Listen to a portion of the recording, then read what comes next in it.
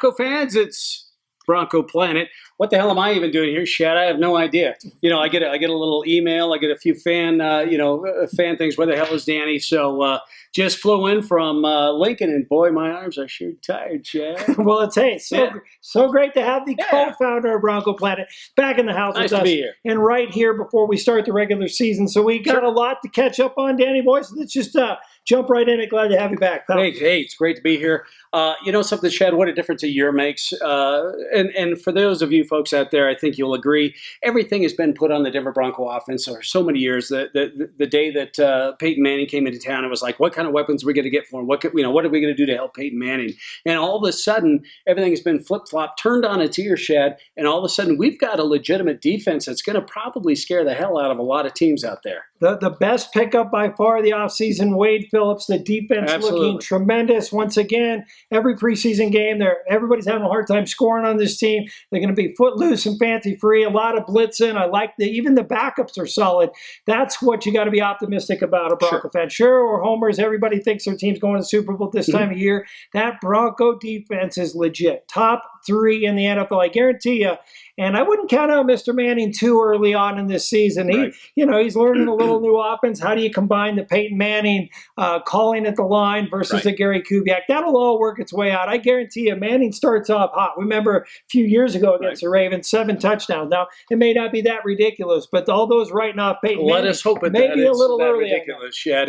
And quite honestly, I think you hit it right, squarely on the head. The MVP so far this year has got to be Wade Phillips, and the fact that he is bringing something into Denver that the Broncos have needed for quite a while.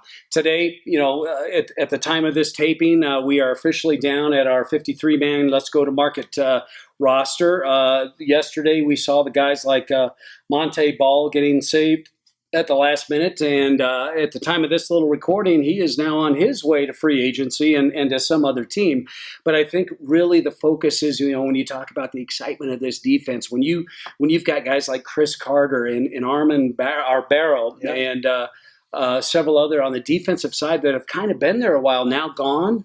Yep. Tony Carter's been a lifer. He's been around for a while. I mean, things are changing, and it's not as easy as it was before. So I would say the biggest surprise for me, Stephen Johnson, who I thought had a great camp, looked good in the preseason game, was helping on special teams. Can we just call timeout here? Because folks out there, here's 2 guys that are a big fan of Stephen Johnson. Granted, he's not a household name, but what he is a guy that plays with his heart on his sleeve, a huge hitter. And again, I hate to see him go, but fortunately he has been re-signed already by the Tennessee Titans. Good luck and thanks for your time here in Denver there, Stephen Johnson. No, absolutely. I think that just proves how deep. I mean, I think word got out in Hard Knocks, right, to show that Elway was looking to get rid of a linebacker because they're stacked at that position. Right. So that and the wide receiver position. Now, Andre Caldwell, once again, Bubba Caldwell, who's written off every single year, comes in, has a long 78-yard touchdown. And, he makes a team. I was a little disappointed. Jordan Taylor, who I thought caught everything thrown his way in camp, his let go. Will be interesting to see if someone picks him up. Or fingers crossed, get him back into the practice squad as some depth there. But Benny Fowler, let's talk about him. That guy's tremendous talent. Looks like the size of Demaryius Thomas. Obviously, he's got to grow. He's not, DT's top 5 in the league, right? But the one thing that Peyton Manning's always had, and we've obviously utilized as part of the Denver Bronco offense in years, is that slot receiver. Wes Welker obviously has flourished in that particular arena for a lot of years. And Denver never really had a clear-cut slot receiver, and I think they may have found that in Benny Fowler. Yeah, no, I think he's going to be great. And Norwood, who got hurt last year, I think is going to also fill in for that Wes Welker. So there's a lot of things going on with the Broncos, and I'm super excited about where this team can go. A little disappointed on a couple of things. Let's talk about disappointment. You mentioned Monte Ball earlier. Right. I see a tweet today from Monte Ball thanking Bronco fans, the coaching staff, learned a lot of lessons, and his last thing is held his head up high. Unfortunately for Monte, the one thing that wasn't high was his yards per carry at like 2 yards per carry, and it just didn't get it done. And I thought Capri Bibbs, the CSU guy, actually outplayed him the last game, but I think they were trying released. They were trying to trade him, I think, and kept him on for a little Mickey Mouse there for the end. That's really the only issue that I have with Monte Ball. And for those of you out there that are here in Colorado or who are actually Denver Bronco fans, may have some sort of connection to Wisconsin. the Monte Ball thing to these two guys, not really a big surprise. We were kind of hoping that there would be a deal that would come along to get a little extra value for where we picked this guy. But I think it also speaks volume to C.J. Anderson and Juwan Thompson and your guy that and a rebirth of Ronnie Hillman. Ronnie Hillman. I mean, that's a guy that was certainly on the bubble and a guy that we have discussed privately about, Jesus, what is this guy even on this team for? He's had an outstanding preseason that was so good that makes a guy like Monte Ball expendable. And that's, it's a little tough to wrap your head around. But obviously with running backs with any team, being able to keep these guys healthy over the course of the season is going to be the big deal. But let's be honest. Let's rewind the clock a little bit. And when they picked Monte Ball, you and me are like, what about Eddie Lacy, who's had back-to-back 1,000? I mean, one of the premier runners in the NFL now. So that was a mistake by Elway. But what I give kudos to Elway for is he didn't keep Monte Ball just to save face, right? He cut him. I kind of got that feeling a little bit yesterday when the 53-man. Oh, yeah, there was a little bit of justification there is that he's earned his way onto a 53-man roster. But you also looked at what he did in the preseason, and maybe I missed something in special teams because I sure didn't see dick about Monte Ball on that. But that was the justification for it. Let's talk about the two guys today that yesterday were Denver Broncos and today that weren't. Gradkowski, obviously a backup center. When he came in, he was kind of the ipso facto named starter. He lost that job. And, of course, Monte Ball, who's now gone. We've got yet another center. Yep, James Ferenz, I think it is. Yeah, James Ferenz. What we do know is his dad was. He's got a television show. Right? Yeah, he's got a television show. I think it's called. But it shows you cut a guy like Gino, who's a veteran of the NFL, and you're picking up an unsigned free agent to make your roster. So Broncos obviously disappointed. I mean, I think Pro Football Focus had Gino down as one of the worst centers in the league. What we saw in preseason was one of the worst centers in the league. So good for them for moving on. And then Mitchell Henry. Right. And I'm just glad it's not Travis Henry this time again. Yeah. So we haven't had a lot of luck with guys with the last name of Henry around here. But one of the interesting things yesterday during the 53-man cut was the fact that we only had two tight ends on the roster. We kind of have a hybrid fullback tight end that was still in the wings. But Mitchell Henry brings a lot of size, brings a lot of ability on the blocking side of the ball. The run side of the ball and actually the pass catching. The ironic thing is that this kid is coming out. He was a rookie. He was not drafted this year. The Denver Broncos, ironically, actually extended a free agent rookie contract to him. He said, no, I'm going to go to Green Bay only to get cut to circle back around here to the Denver Broncos. Welcome back, buddy. So quick note to self to Mr. Mitchell Henry. The next time the Broncos come call and sign the damn paperwork, okay? Good things are going to come. For Pete's sakes, you got Peyton Manning as your quarterback. Well, Aaron Rodgers wouldn't have been too bad. No, that's not a bad that's not a bad backup. But Aaron Rodgers is more of an aired out, down the field kind of guy. I mean, look what Peyton Manning did for a guy like Julius Thomas. It's the same scenario here in Denver. So good things could be coming. So take that cheesehead and right up the keister, buddy. Right. But welcome to Straight Denver. We'll welcome you open arms. We've been turned down several times back in the old dating days, but they all come around, don't they, Dan? Sooner or later, or you just wear them out or move on. All right. So let's talk about wide receivers one second. Cody Latimer, right? I just don't get the deal with this guy. Here's another second-round draft pick similar to Monte Ball who's just not panning out. I don't get it. I mean, if you look at the year he was drafted, Allen Robinson, who's done great. I think he had close to 600 yards, 5 touchdowns last year. Dante Moncrief. Jarvis Landry, who's supposed to be the big target for Tannehill with the Dolphins this year, and Martavius Bryant. These are all receivers that were taken after Cody Latimer. Right. Now, get it, Latimer is following Demaryius Thomas, one of the best receivers. He's following Emmanuel Sanders. It's going to be hard for him to get in there. And Wes Welker, be fair. I mean, it's a pretty loaded, pretty stacked. But he's not coming through. He's not delivering. He's not showing his thing. And the thing that pissed me off, I don't know if you read about this, Danny. You've been traveling around. Yeah, I've been out and about. Superstar that you are. But I guess Manny was trying to talk to him on the bus, and the whole time, Latimer's got his headphones on and keeps looking at his phone. Now, if a MVP, 5-time, a 6-time MVP, whatever it is, 1 million time MVP is talking to you, better take the phones off, buddy. You better focus. And so, I don't know, Latimer, you better step it up because that could be another bust. Now, I don't know why we're so effective late in rounds in the draft, but our first round picks outside of Von Miller are a little sketchy. Right. Well, something it goes without saying. And Demaryius Thomas and his contract debacle, if you want to call it that, same deal. We've seen all preseason long that him and Peyton are not exactly on the same same page. That's going to kind of come with time. And honestly, at the beginning of any new season, the defense always seems to have a little bit of an advantage over the offense. We've got a brand new offense here in Denver. We've got a brand new head coach. We've got a brand new defensive coordinator. So there's there's bound to be some gaps. What do you think the effect on Demaryius Thomas holding out, for as long as he did on signing that contract is going to translate over to the Denver Bronco production on offense? I think he'll catch up pretty fast from learning the offense. I think it's 2 weeks. I don't know. I think calling Demaryius Thomas is going to have touchdown the first game of the season. I think he'll be fine there. The disappointment was Demaryius came into camp not in very good shape. Right. I mean, so I don't get it. I mean, you're out there trying to get one of the best contracts in all the NFL. You're out there all that time. Come to camp in shape. So Demaryius, get with it. Looked a little in a fog. Got to fight through, grab the ball. But Demaryius has always been that way. He has his off games, but Demaryius is going to come through. He's going to be fine. Is that what you're saying? Yeah, don't worry about it, Danny. If you haven't done your fantasy football draft, you want to grab Demaryius in the first round still. But next time, DT, let's get in shape, buddy. Yeah, well, and quit playing the piss game of I'm going to hold out and see what Dez doing, because if he gets this, I'm going to get one nickel north. Yeah, it's nonsense, and I think we heard that frustration even out of John Elway prior to even the preseason starting with the whole holdout deal. But again, once again, I think the bigger focus of this year and the one thing that I'm more personally excited about is the fact that we have got a legit, and this is not a couple of homers talking about this. This is a legit defense that I think is really going to bring it, Shed. I totally agree with you. I think it's lights out. Von Miller, DeMarcus Ware. Mm-hmm. I like what they're doing. And their backup, Shaq Barrett, is just phenomenal. Yeah. Who is this guy? Shane Ray looked at the highest rated rookie based on Pro Football Focus through the preseason. So I think we need to call timeout, and we always put focus on Von Miller, and we always put focus on DeMarcus Ware. They're the names. We talk about Derek Wolfe and everything, but when you talk about just nails tough and a guy that shows up each and every day, he grinds it out, he bangs it out, and as long as he's healthy, he is always a huge contributor.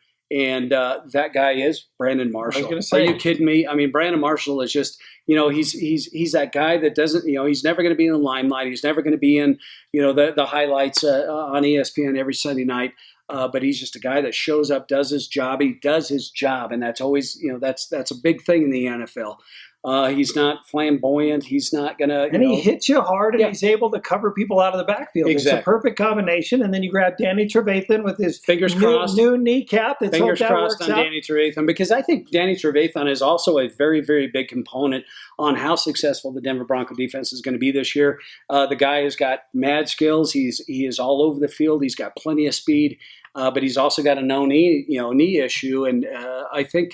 If a guy like Trevathan and a guy like Brandon Marshall, and we're taking Vaughn and DeMarcus out of this whole conversation, those two guys stay healthy, and you are going to see a top 5 defense out of the Denver Broncos. And we didn't even bother to mention Talib and Harris and all the defensive backs. Still playing lights out. Roby comes in as a backup in certain packages. So this defense is stacked. And by the way, fantasy football fans, again, Denver's not getting a lot of love in some of those drafts. You'd be silly not to pick because they're going to get a ton of sacks, put a lot of pressure on. So go early on the Denver defense. And I don't know. I'm feeling very good about Peyton Manning. I'm feeling good about this team. We're going to run. My prediction is no more than 3 losses this season because of our strong defense. And look at all the crazy teams that have done well with Phil Simms, Dilfer with crappy quarterbacks. We have a great defense. Oh, by the way, we haven't had Peyton Manning. Or even a crappy offense. I mean, take the quarterback out of the whole equation. It's just a crappy offense. The guy that the day that the guy that said defense wins championships was absolutely right, and he should be a millionaire for saying it. You should have patented that phrase because it is absolutely true. And I think Denver and John Elway and the whole organization have finally, bought into that whole deal. But we get it. You bring in Peyton Manning, you got to bring in the weapons, you got to bring in the support, you got to bring in all this stuff to make it work. So, but the excitement, at least for these two fellas right here, is what the Denver defense is going to bring. Derek Wolfe suspended for a couple of games. TJ Ward, a quick PSA announcement. Quit launching beer mugs at people's heads, and you wouldn't be in this predicament. I don't agree with the NFL did, but that's beside the point. You should have been in that position to begin with. End of public service announcement. Very true, though. But it's just one of those things. So I really think by week 3 or 4, you're going to see this team really gel, really hit their stride, and really just start, for lack of a better word, clowning guys from a week-to-week basis. Shad. Feeling very comfortable. I think It's all heads up from here on Sure. out. Then it's all blue sky. This is one of the. I mean, look at the AFC. I mean, who is there really? Dolphins look kind of tough. I think obviously the Patriots with Brady Boy getting his way. I mean, they're going to be tough. I don't know. There's just in the AFC West, there's nobody that scares me. Ravens, you don't want to play late in the season because they seem to bring in the playoffs. But at the end of the day, Colts are legit. Oh well, yeah. Andrew Luck's a pretty good quarterback. Right. Well, and the whole team is a pretty good team. They had a hell of an off season with acquisitions and free agent acquisitions. They may be in discussions around about football at the water cooler. You may hear the Colts even being talked more about than even the Patriots or the Broncos at this point, and that certainly may be the focus. But stay the course, 1,000 points of light. I think we're on a hell of a good path right now with balance. Offensive line is still a little bit, sketchy. Why don't we get rid of Chris Clark? It's driving me crazy. We don't have that very much depth. I'm glad you brought Chris Clark up, Shad. And here's my deal. Not since for at least a decade as the Denver Broncos had a true zone scheme blocking. Gary Kubiak bought into that scheme a long, long time ago, and Chris Clark just didn't fit that. But on the flip side of that, it's like, okay, so what are you replacing him with? Yeah, and they tried to put Schofield over there, right, and he failed miserably in his preseason game playing a tackle. Sambrilo is absolutely doing way better than I think you could expect a rookie to do at this point. But once again, he's playing just a couple of series. He isn't going against Houston and some of these other premier defensive ends. So that made me a little nervous. I like our depth. The moving Evan over, our guards are the best in the NFL. Fantastic. Real quick, another quick timeout. The signing of Evan Mathis, John Elway, freaking brilliant. Absolutely brilliant. Louis Vasquez on the other side. You've actually got two bookends that are legitimately, and really you could argue it, but it'd be pointless, best in the NFL. Yep, and Max Garcia is going to be a great backup. Mm-hmm. Feeling good about Ryan Harris on the other side. I just was a little surprised out of all the moves they made. This whole thing, Stevie Johnson was one that I was like, I don't really get. And then the Chris Clark thing, just for safety reasons, have a backup. Well, and the Tony Carter. We're talking about some names that we've talked about for a lot of years on this show, Shad. Yep. Is a part. And guys get hot, guys get streaky, and a guy like Carter was certainly one of them. You never know what the heck the injury schedule is going to be for any given year, but a guy like Tony Carter was certainly an eyebrow raiser for me. Capri Bibbs, he's kind of like a Ronnie Hillman. He's a flash in the pan. He's a guy that could potentially do some big things, but really, do you want that guy on your special teams as a part of the justification process of a 53-man roster? And really, we've talked about offense, defense, and strengths and what we love. The special teams on this club right now, Shad, I'm not feeling really over warm and fuzzy about. That would be the C- so far in the preseason and heading into the regular season. You called it exactly right. And McManus makes me nervous. He does. Even with this missed kick that lost the last preseason game for him. I mean, the Broncos moved him out of that role in the past because he was great at kickoffs, but he's not that reliable. And if it gets a close game in the playoff, I'm not going to feel all that warm and friendly about this guy. So Colquitt's going to be fine. I don't know why you messed with him. They pulled $1 million. But it's the coverage, it's the return. Yeah, it's the return. It's the put your hand in a hat and pick out a name, and that's your new return guy.